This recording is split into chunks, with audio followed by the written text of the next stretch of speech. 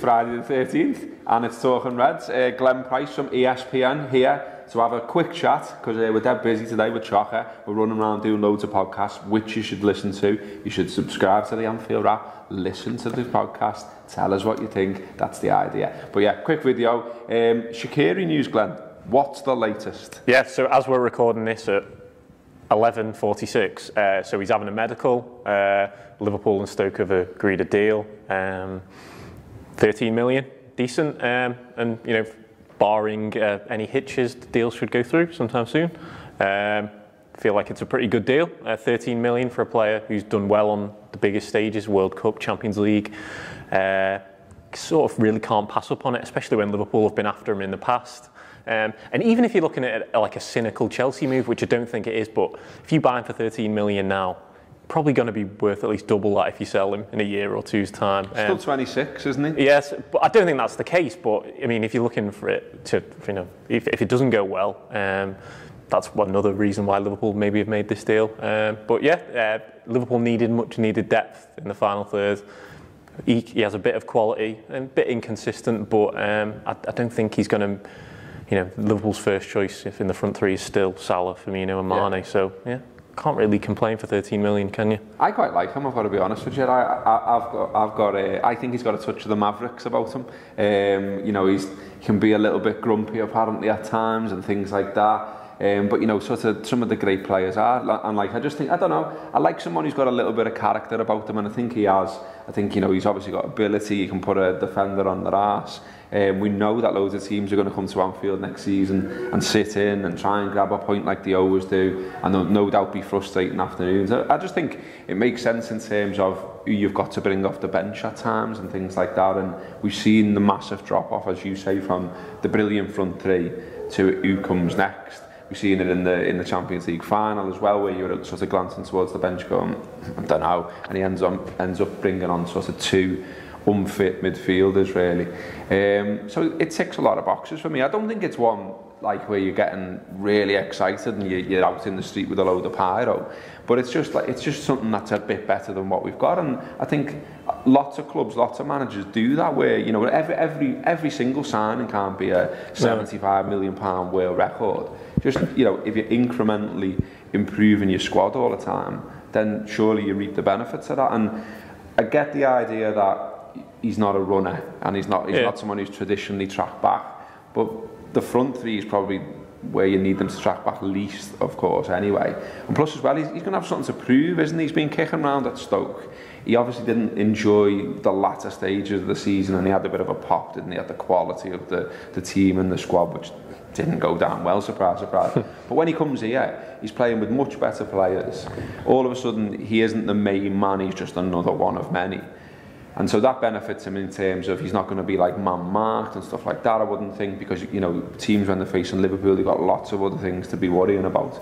So, you know, you might see there's a greater opportunity for him to show his quality, is what I'm saying.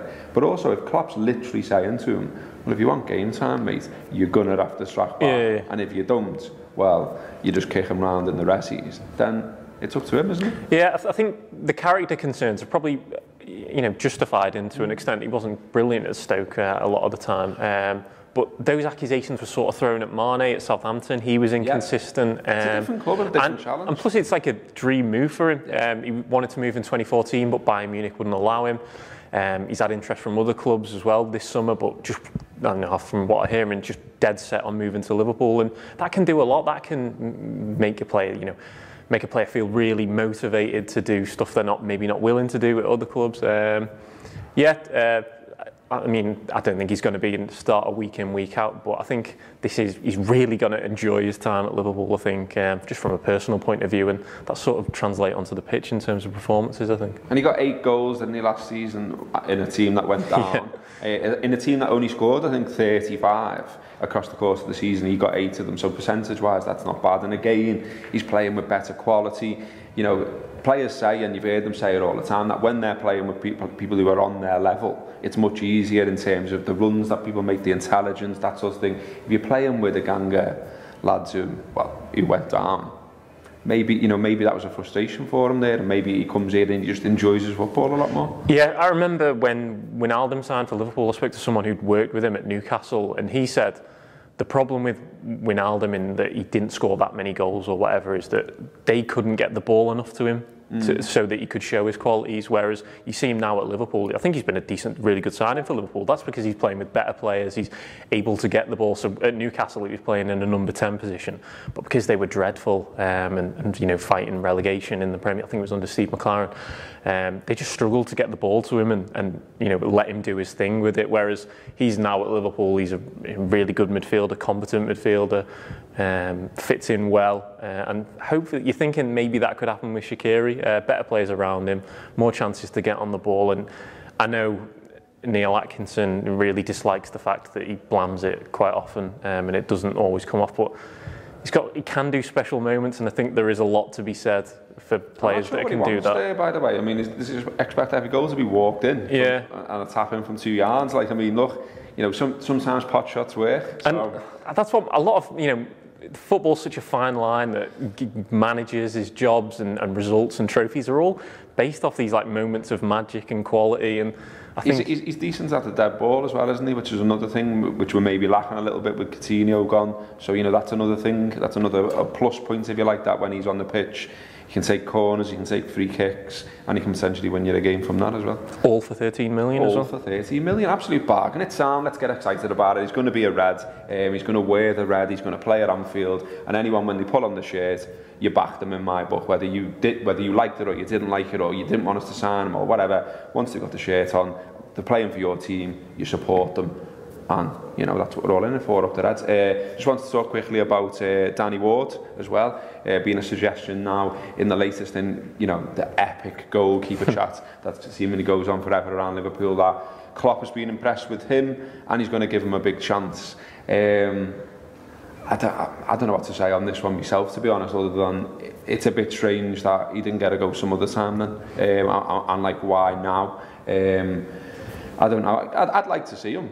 You know, on the other hand, I would like to see him. I'd like to see him get a few games, certainly over pre-season, and as pre-season goes on and the tests get tougher, I'd like to see him in goal and see what he's made of. And if he's good enough, let's play him yet on. But I kind of think, why didn't that happen before? Because, you know, the two lads he was up against have obviously had the moments that's well discussed, and I just think, I don't know, there's a bit of a like, I don't know, it's a bit of gameplay and sort of what, in terms of what's being put out in the media, I think, around keepers, like constantly discussing the concussion thing with Karius, now pushing forward this idea about Ward.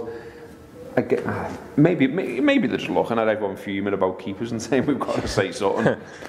Yeah, the thing, I don't know whether how much news is in this Ward thing, because is it Maddox done something on it, I think that's where it's come. Yeah, and the Echo as well. Yeah. So it's a reputable place, I'm not doubting that. But I just think a lot of players are being given chances this pre-season. Sturridge, Origi, maybe not Sturridge, but Solanke and all that, Wilson.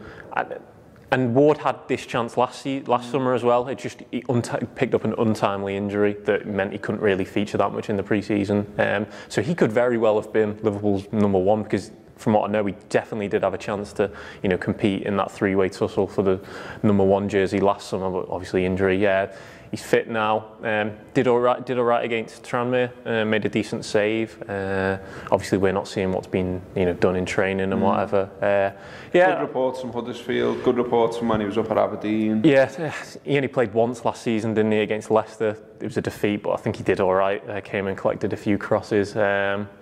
Yeah, I do think it. You know, if Liverpool don't sign a keeper, it might just be a three-way tussle for the starting gig, and he might come out on top of that. I was in Wales yesterday, Glenn, for our new video project that we're working on. Top secret? It's not that top secret. We'll talk about it in good time, but we haven't got loads of that right now, so I'm not going to do it now. But I was talking to some lads in Cardiff there, and they were like, you know, what's Klopp got against Welsh players? And I'm like, what do you mean? It's like, won't give Danny Ward a go, won't play Woodburn, won't play Wilson, and he got rid of Joe Allen.